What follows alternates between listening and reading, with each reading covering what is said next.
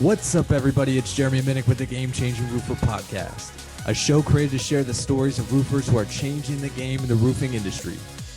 This show is meant to help roofers build better businesses and better lives. Joining us today is a young, hungry entrepreneur who is crushing it in residential and storm restoration roofing. He's only 22 years old, but he's already been in business for 3.5 years, did $1 million in sales last year, and has basically tripled in sales each year since he started. In addition to accomplishing all of this, he also spent 6 months in Africa helping villages build houses, schools, and other necessary facilities. Based out of Center Valley, PA, this is Joseph Becker, the owner of Spirit Contractors. Joseph, my man, how are you? I'm good. How you doing? Good, man. Good. It's great to have you on the show. Really appreciate you doing this. And I think you've got a ton to share, honestly. I think in terms of the story, I already highlighted just there in that introduction, and then also just kind of in the startup success that you've had at such a young age, but I think you're obviously wise beyond your years, and that's something that we're going to really hone in on today. So here's something I want to kick it off with. You know, basically you're 22 years old. You've already been in business over 3 years now, which means you started the company at 18, 19 years old, somewhere in that time frame. And meanwhile, most people at 22 are basically just getting out of college. They're like trying to figure out what the heck they're going to do with their life. And what do you think it was about your mindset that allowed you to start not only kind of jumping into work and skipping college in the first place, but what was it about your mindset that allowed you to start a roofing company at the age of 18, 19 years old? Yeah, I think that's a solid question. I would say, there's a lot of people who say that, in such a short time I've accomplished so much, but I say that I have so much yet to learn, so much to accomplish. So it's always kind of like been that forward mindset, looking higher and not really looking backwards. That's kind of kept me going. And, college just isn't for everybody. So I didn't go. Most of my friends did, which you're familiar with. And, solid guys with good careers, but it just wasn't for me. So I started my own thing. Right.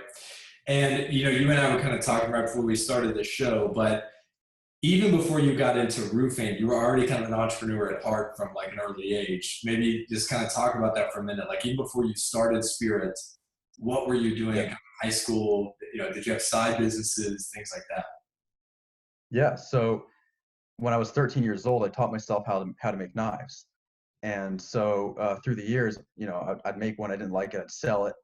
And then with that money, I'd buy a tool. And pretty soon, in my last year of high school, I was professionally making them and had a YouTube channel with over 40,000 subscribers. So I sent this knife called the Mountain Survival Knife to these famous preppers who had their YouTube channels and whatnot.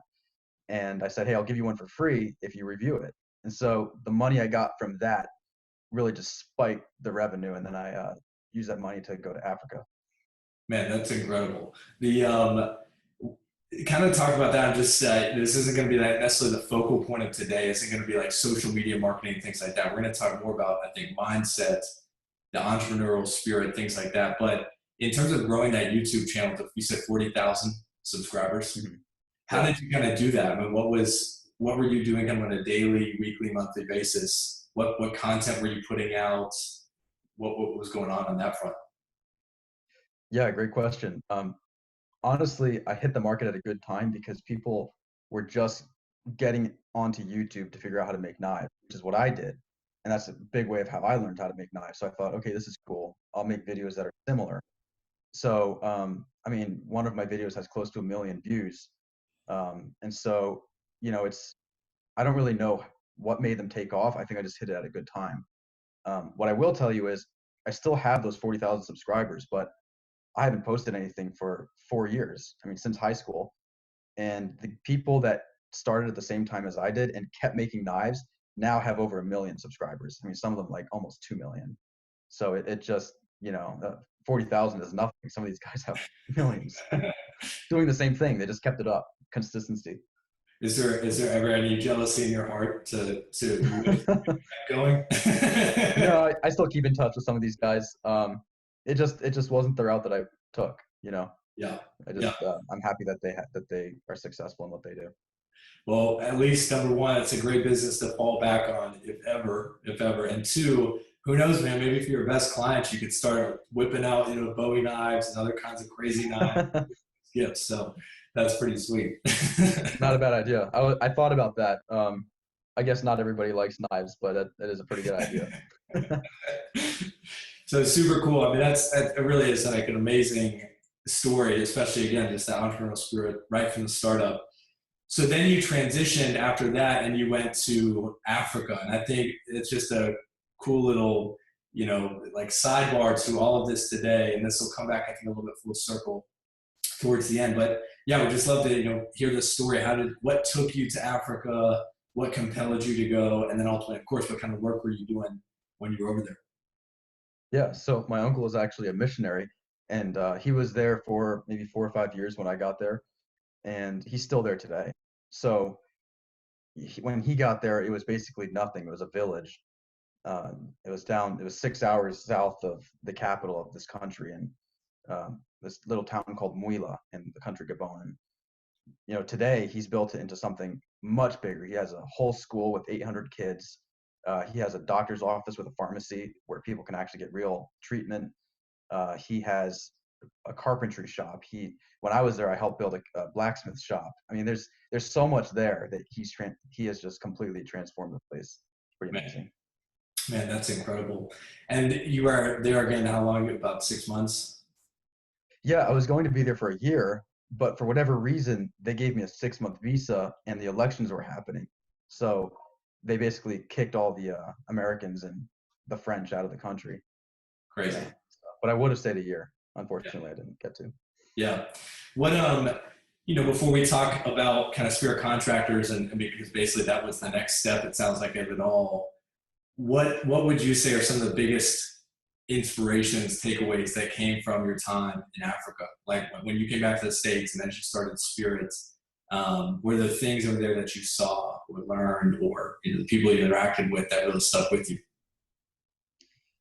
Yeah, a lot of people that I've talked to that go to Africa on these mission trips come back feeling amazing about life and filled with joy or whatever, and that's great. But when I came back, I really felt terrible.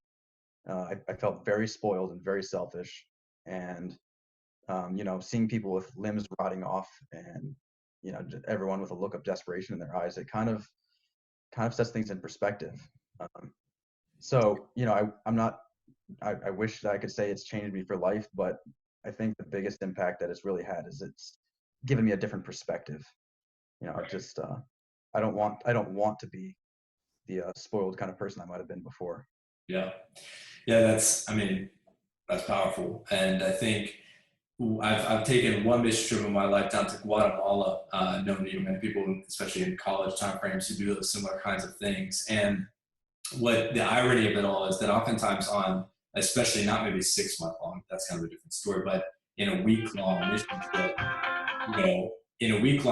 trip, the great irony is that you go down there trying to change their lives and you end up coming back and they changed your life, right? Like there's Right. only so much you're going to be able to do in a week. Maybe you implement some sort of water system, or you build a house, or you put on a roof someplace, etc. And those are all obviously good things. But it's pretty eye opening and pretty perspective broadening when you go on these mission trips. You kind of go in this mindset of how can I be a help to them? And maybe you are. And at the same time, I mean, you often get more back in return than you're really able to give. Although I think if you could stay 6, 12, or even several years, you could probably help integrate, more into the community. But I don't know. Is that your kind of same experience? I would agree with that. Yeah, that is the irony. Just that you go there to help them and they end up helping you. Yeah, They change you. Yeah. totally. So wild kind of things going on there. You come back earlier than you expected. So you get back to the States, and kind of what happened next. So I got back and I needed a job. And my parents were like, go to college. And I was like, no. So, um, And it so I sounds kind of monkeyed around in some different businesses and I hated them all. Um, Worked as an adjuster, as a ladder assist, briefly worked for a contracting company. And then, I really just wasn't happy. So after traveling around to different states and stuff, and living in Virginia and Texas, I just came back home and started my own local roofing business, and it's been good. Yeah, that's awesome. What on that front, what were some of the first steps that you took to start a roofing business? I mean, you just say that so casually. Like, I traveled around, it wasn't for me, and then I just came home and I just started a roofing business. I think a Yeah. lot of people are filled with great fear and anxiety about starting a company. That's a big deal. So, what do you feel like for you, maybe in your mindset or even in the practical, like just what did you do to start a roofing company?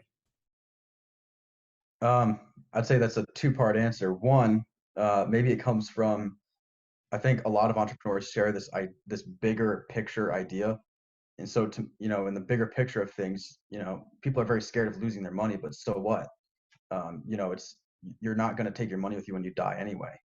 So the bigger picture of life of what are we here for, and that money is just a continuity to get to those ends makes it much less stressful to maneuver what you have because you're not scared of losing it. Right. The second thing is you just kind of have to do it.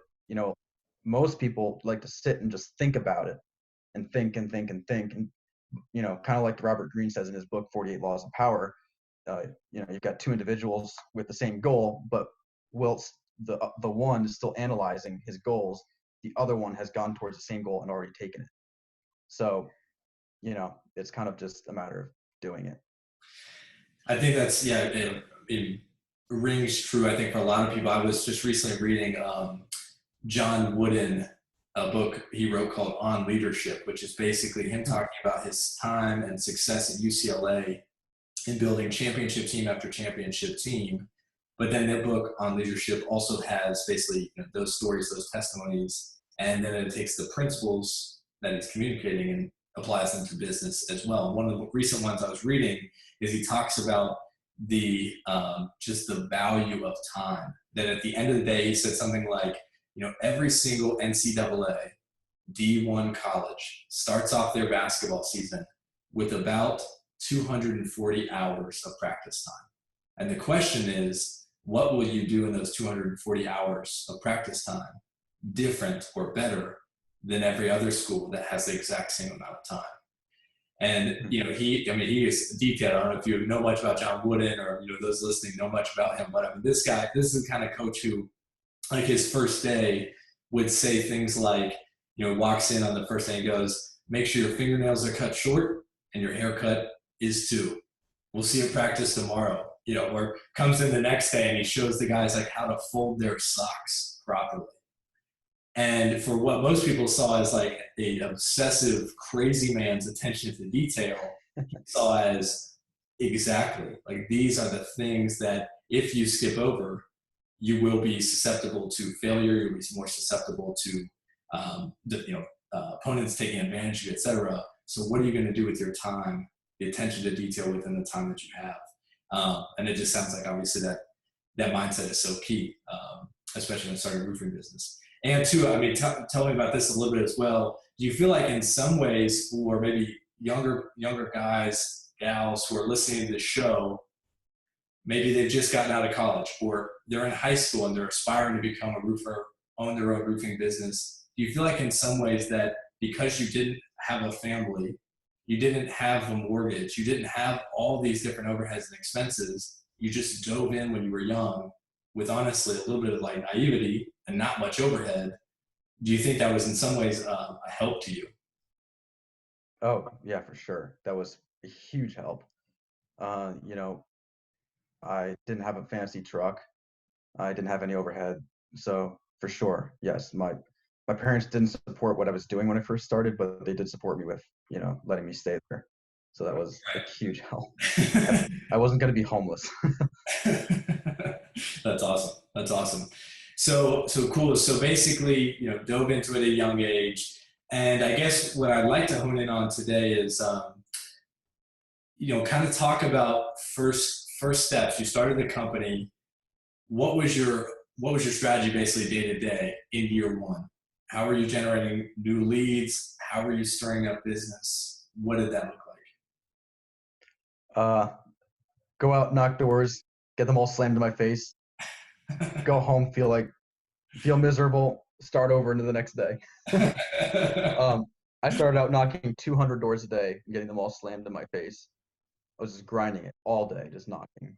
And I felt like garbage because people just, I mean, it's emotional abuse after a while, but you do it to yourself.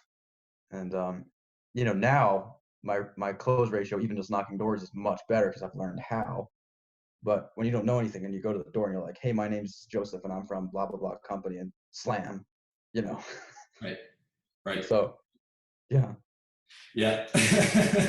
It's okay. You can turn your head and cry for a brief moment and then There were plenty of tears there. yeah, I mean, truly, that's, I think, every sales guy probably who's door knocking has had kind of that feeling, things like that. What do you feel like though, mindset wise? I mean, truly, how did you keep going? I mean, what was it in your mind that every day, I mean, you don't knock 200 doors, get them all slammed in your face, and then come home if there's no why, right? If there's not something bigger, vision and mission, you just stop doing that at a certain point. So what was it for you that you feel like allowed you day after day after day to just grind and hustle and make it? I think it's probably what motivates most entrepreneurs, which is not the money, but the freedom that money brings. I want the freedom. Mm, And that's still true today. yeah. And you just kind of going back just quickly, you mentioned the insurance, you were doing, ladder assists and things like that. When was it that you first realized, okay, I'm doing insurance adjusting, I'm doing a ladder assist? When was it that you first realized that, on the other side, over there, that grass, maybe it was actually greener and that there was something to this whole roofing thing or even potentially public adjusting side of things? What started that transition for you? Uh, I can remember that exact moment. It was a really rainy day, and the ladder assist company had sent me out an hour and a half to meet this adjuster. And the adjuster was basically just a complete ass. There was damage on the roof, and I could see it, but he didn't want to pay for it and kept hinting at me not to pay for it. And then I had to drive another an hour and a half to meet him at a different location. And at the end of the day, I made $150 to drive 3 hours with this jerk. So I said, you know what? I'm done. There's got to be something else. So that's when I was like, I've met a lot of contractors in this industry doing this. I should really just see what I can learn. Yeah. So yeah, I quit. I quit a couple days later after that. Yeah, crazy. So you transitioned, and so year one, basically did a couple $100,000 basically in sales. Okay, boom, you're on your way, knocking doors, you're figuring out the system. Year two, how did you kind of get better at door knocking? What were some of the things that mindset wise, or even just kind of practically in terms of tips, helped you get better in terms of your close rate? Well, year one, I was actually still doing the ladder assist. I was kind of doing both, and I might have grossed like 100K. It was next to nothing. So what I've found with door knocking is it's not what you say, it's how you say it. What you say really has no impact. You can have the best sales pitch in the world. It doesn't. So what I've learned is I go up to each person and I assess them differently versus what most door knockers do is they go up to each door and they say the same thing, like shotgun approach. You throw mud at the wall and see what sticks. So what I've done is I've customized it to each customer. You go up and they open the door and I'll just look at them and they might open with, "Can I help you?" And I'll say, "Well," and I make eye contact and I ask them a question. I make them answer. And so it's hard to say because everybody's different. Right. What are some of the things? I mean, that's really interesting. I think that's a great point that it's not about the script or the pitch. It's about the tone, the body language, the presentation of it all. Can you give some examples of and maybe stories? I mean, like quite literally, what are some examples of, I knocked on, one guy stands out. I knocked on his door, 3 months ago, and I approached it this way. This is what I said to him. This is how I said it. This was the timing versus this younger gal. I opened the door. This is what I said. I said it a little bit fast. What are the differences there that you look for? Well, okay, so I'll give you an example. A couple of months ago, I was training our project manager, Matthew, how to door knock. And we go up to this guy's house and he opens the door and I said, "Hey, I'm sorry to bother you. I know it's a really rainy day. And, just kind of approaching him like the neighbor would. And he's like, okay, yeah, no problem. He's looking around, like trying to figure out who I am because I don't have any signage on me, which I don't do. I just dress like a person. And so when I told him what we do, he was like, no, no, no, I'm not interested. He started closing the door. I said, well, I kind of went like this. I was like, well, if you don't mind, and I made eye contact with him, which is important, and I didn't say anything. It kind of caught his attention. The silence is what kept him from slamming the door. He's like, well, if you don't mind, what is what he said. So I said, well, if you don't mind, I'm trying to save you a lot of money here. And you can assume I'm a scam artist, but if what I'm saying is true, then I can save you a lot of money. Is it worth 5 minutes of your time to find out? And he was like, okay, what are you talking about? And then that opened up the conversation. He opened the door again. And, now he's one of our best customers. He's a super nice guy. He actually recommended a job for my girlfriend. So, I mean, they're just really lovely people, but initially was totally hostile at the door. So it was just a matter of giving him the ideas, planting the seeds rather than just blatantly coming out, hey, my name's Joseph and I'm with Spirit Contractors. I'm here to do your roof. Like, no. Man, that is powerful. I think, I mean, it doesn't matter whether you're knocking doors or selling online or selling this or something, it does not matter. I think the power of silence is what you just basically showcased, right? That silence, first of all, in the one sense, can make people feel uncomfortable, but that's not always a bad thing. All right. Right. Because when they feel a little bit uncomfortable, not threatened or alarmed, just a little bit, you have their attention. Right. And that's really, I feel like in door knocking, what it's all about is how quickly and successfully can I capture your attention? Because as you're right, if you don't have their attention, you can say whatever you want to say, you can do whatever sales pitch, say whatever fancy, and it just goes one ear out the other. You have their attention. Even if your sales pitch a little bit unrefined, a little bit rough, at least they're going to listen. So that's awesome. What maybe one more example? Is there any other customers that kind of stand out to you where you sort of unlocked like a tactic one day as you were knocking a door, somebody answered, and you tried something and it worked, and you're like, whoa. Yeah. So I would say it's less about quantity, more about quality. Like before I was knocking 200 doors, now I might knock, 10 or 15 in a day because that's all I need. Right.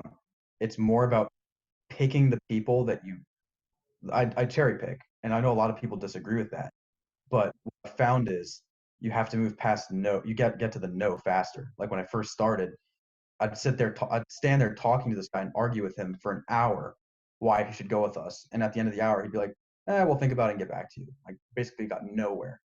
Versus now, if I go up to someone and they're busy, rather than playing on them being a polite person and not wanting to slam the door in my face, I get right to it. And, by reading them and seeing what their response is, you can figure out if they're even remotely interested. Right. So about getting to that no faster, you might be like, hey, how's it going? Blah, blah, small talk. And then you say, so why haven't you had your roof done? And they might just be like, we really don't care, and then you ask why, and they might really not care. So then you're just wasting your time. You say, okay, have a nice day. And you move on to the next person who cares. Right. Right. What about referral strategy? Have you Yeah. found success from referrals? And if so, I mean, what does that strategy look like? How have you continued to take one successful door knock and then 2x, 3x, 10x its potential? Oh yeah. No, that's huge.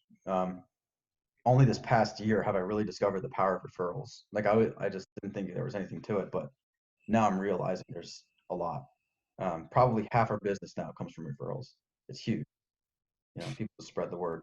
And how do you kind of foster that? Is it just a total, like you just do a great job and people refer to you, or do you proactively kind of hunt those out and encourage people to refer? Yeah, I plant seeds. I'll say something like, look, I know you're successful and you don't need any money from me, but just so we do offer a kickback for, your generosity if you were to refer us to somebody that you know. And so I'll tell them I'll give you $250 for anyone that you introduce me to.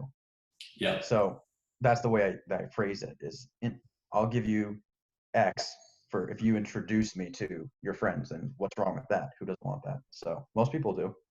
Yeah, yeah, that's really powerful. I'll actually I'll give a quick shout out to Roofer Marketers has a podcast called the Roofing Success Podcast, and they had a guest on there. I'm not sure, I can't recall his name, but he was basically a sales consultant and a sales trainer. And it's interesting. I mean, this is something I think for people who are doing that referral strategy, there is great merit and value to the kickback. I'll give you X for each referral you send my way. But he also introduced another referral strategy, which I thought was pretty powerful. He said, you know, basically, here's how it goes. Simply put, the practicals of it are, instead of saying, weeks down the line, months down the line, I'll give you a kickback if you refer to me. And now that they have to kind of track, did my friend sign up? Did that even happen? Like, they're not going to hunt you down to take care of that money, right? So there's a little incentive as well for them sometimes to refer. So rather than kind of prolonging the reward, it's basically hey, for every name that you give me, I'd be grateful to just basically have the same conversation I had with you today, which you found valuable, with people that you know. And for every time that you do that, as a thank you, I'd just like to go in my truck right now and give you a $25 gift card for each name that you can send my way. And so, and so what he said is actually really good. That's the practical, and the mindset behind it is very much like, and I'm blessed to say, having two boys, that I know this well. With a child brushing their teeth, or you're trying to incentivize them to do something that they don't always necessarily want to be doing. You don't say, hey, if you brush your teeth right now, I'll give you a candy bar in 2 weeks. Like, well, thanks, pal, but I'm going to be going in another direction then. If you said, I'll give you a piece of candy right now if you brush your teeth, yeah, it's only a little piece of candy versus the big chocolate bar, but it's now. It's immediately in the moment. It's that instant gratification mindset that's unlocked. So I thought that was a pretty powerful strategy. It sounds like, it looks like you just wrote that one down. So I'll be interested to know how that goes. I mean, I think it would work. The only thing that I can foresee is that a lot of times people say, oh, we know, and they'll, husband and wife will look at each other across the table and be like, oh, we know Jim and Marianne, and they'll be like, and they'll be like, well, they're probably going to be interested, but they don't know. And so what they'll do is they'll say, well, we'll talk to them and then we'll let you know what they think. So I don't know if I would go to them and say, well, just give me their phone number and they'll give me $25, or if I would, because a lot of people, if they're referring someone, want to talk to them first. I don't know. Maybe you give them the option, 25 now or 200 later. Right. And I think the key is, even though the gratification or reward is there, I think actually in many ways, the more that you focus with the owner on the $25 gift card, the more transactional it becomes, which isn't a good thing. So in other words, the more and more you say, hey, for every phone number and every email address you give me, I'll give you $25. Now you start to sound like a salesperson again, like somebody who's like hungrily hunting that trust relationship that they have with a friend or a family member. So it's more of just a passing thought. Like, it's not about the gift card. It's about, I'll drive today, or, I've got several gift card types in my car. As a thank you, I'd love to take your wife and you out to dinner. I've got a couple of restaurant gift cards that I'll give to you, right? So again, it becomes more personal. Like, you listen to them as they talk to you about it. Now you're giving them something that personally is appreciated, not like, hey, here's a $20 bill and a $5 bill. Thanks for the info. Contact info. I'm going to be hunting again, I'll take you out to dinner. I like that one. Yeah. We'll take you to dinner. Yeah. So yeah. Oh, I like that. Great. So cool on the referral strategy. What I think, kind of pushing here to the finish line, things like that, what would you say, especially to maybe young guys who are listening, young guys, gals who are listening, they're in high school, especially those who might be in college or have just recently graduated, let's just say in particular, although any time is possible, but under 30 years old, that person listening to this podcast, what would be like the number one thing you would say to them about just doing it, just starting your own roofing company, the mindset needed to do that? What would be sort of the wisdom that you share? I'm not really sure how much wisdom I have to pass on, but I would say the biggest thing is everyone really knows what they want, in their hearts. And you've got all these people whispering on your ears, whether it's the experts in your field who all themselves have different opinions, or your family and friends. Everyone's trying to tell you what to do. And at the end of the day, you have to have the courage to decide what you're going to do and then do it. Right. And I think that's key. I mean, the courage is half the battle. And I also think sometimes too, which, as you mentioned a little bit earlier, there are just those two types of people. I mean, there are those who plan and plan and plan And plan. never take the first step. And I think what's required to take the first step? Courage and maybe a little bit of stupidity and naivety. Yeah, definitely. So awesome. In terms of how people can kind of get in touch with you, Joseph, if they have questions or if they want to learn more about Spirit Contractors, or maybe they want to buy a knife, how can people get in touch with you and get connected?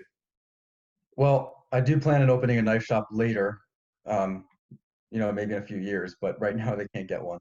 But yeah, I mean, they're more than welcome to call or text me or email, whatever. That's fine. Cool. And I'll put the link to basically email and phone number and things like that in the show notes. But awesome. Well, sounds good, Joseph. Thanks for being on the show today. I think you've shared My pleasure. a ton of great insights, especially the just startup entrepreneurial mindset. And someday I look forward to buying a knife from you when the shop opens. Of course. Thank you. I've learned from you. So thank you for the insights. You bet. You bet. Awesome. All right. Sounds good.